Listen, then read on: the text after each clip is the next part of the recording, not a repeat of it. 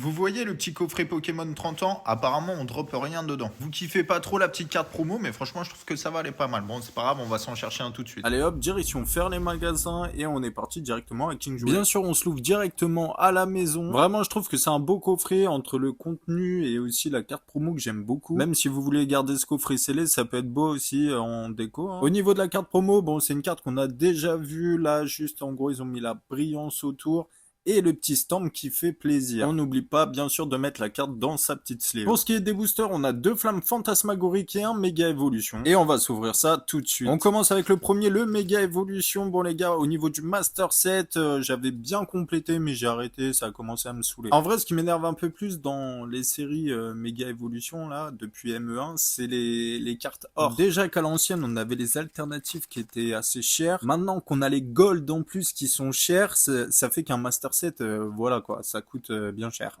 Bon, comme vous avez pu le voir, pour le premier booster, on n'a rien eu, mais le deuxième booster, on a eu une petite ex Motisma. Comme d'habitude, même si c'est une petite ex, on la met dans sa sleeve. Allez, c'est parti pour le dernier booster, et là, on y croit fort. D'ailleurs, n'hésitez pas à me dire dans les commentaires qu'est-ce que vous avez eu dans ce coffret des 30 ans. Là, c'est le troisième coffret des 30 ans que j'ouvrais, et il n'y avait pas beaucoup de hits dans les autres.